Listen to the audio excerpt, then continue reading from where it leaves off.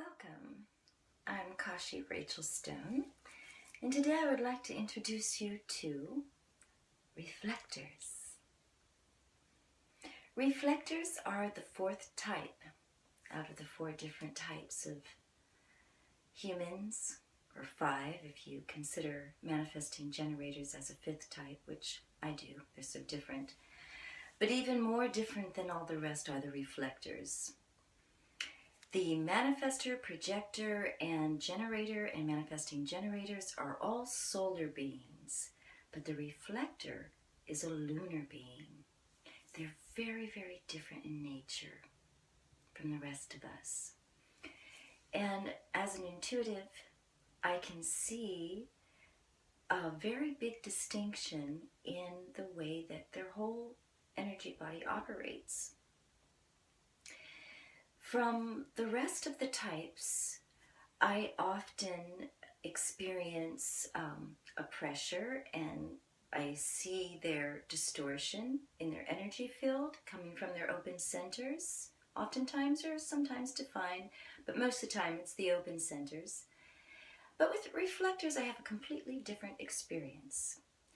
I don't get pressure from them, and I don't get the same psychology that I have with others through their open centers. It's very different. I do see how they are very easily influenced, yet not.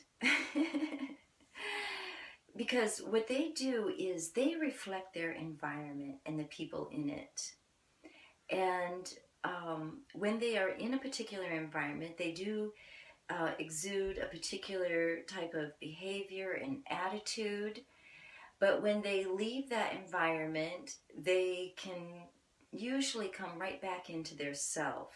And there is something that's very consistent in who they are and how their aura operates, where it doesn't get as easily distorted like the rest of us, where we're open and take in other people's energy from their auras.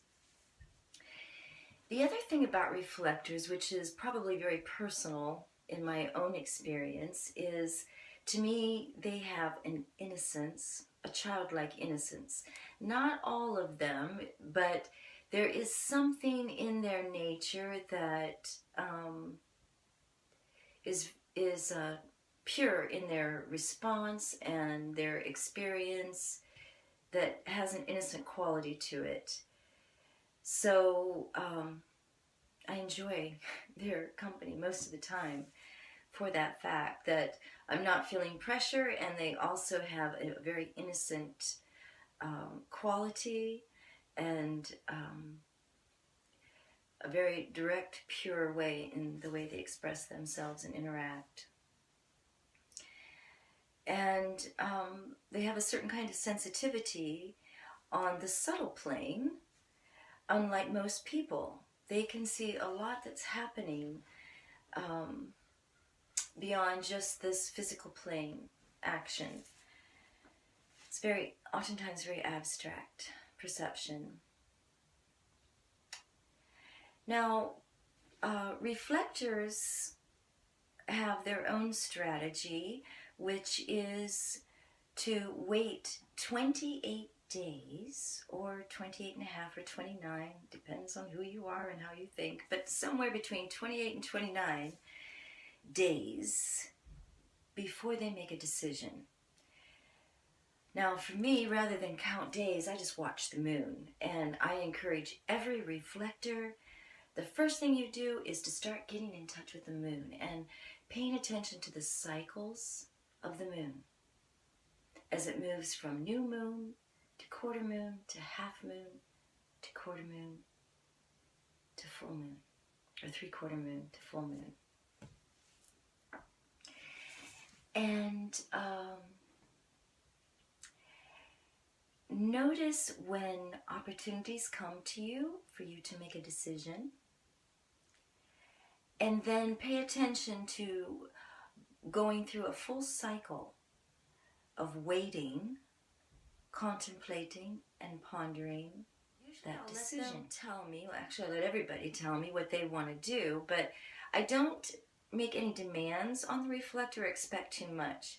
Now, I have watched a reflector keep up with an MG, and it's really rather quite hilarious because they use coffee to get motivated and to get the energy and to work all day long right next to the MG and the generators.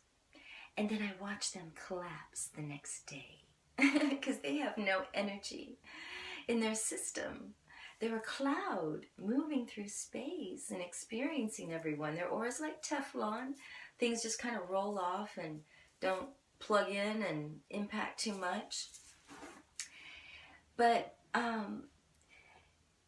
working really hard like a generator or a manifesting generator and drinking lots of coffee and then collapsing the next day is very extreme and isn't necessary. And it's really important that more people understand that reflectors have no energy in their system, and that we can't really demand anything from them.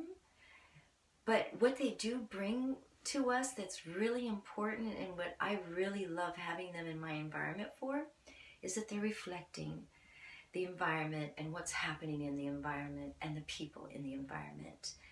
And when anyone new comes into the environment, they're highly impacted by that. They're aware of it immediately. They're watching to see how that new person is impacting the environment and whether or not it's going to ruffle things and upset things. Sometimes they're aware of it, sometimes they're not, but it's happening where they are reacting to the changes that are occurring in the environment. Whenever I have an event, I love having a reflector there because I'll look over and see if they're having a good time. And if they're smiling and laughing and they're feeling great, then it's a great party. And, you know, that's golden. Those reflections of what's happening in the environment and with the people in the environment is golden. It's very valuable.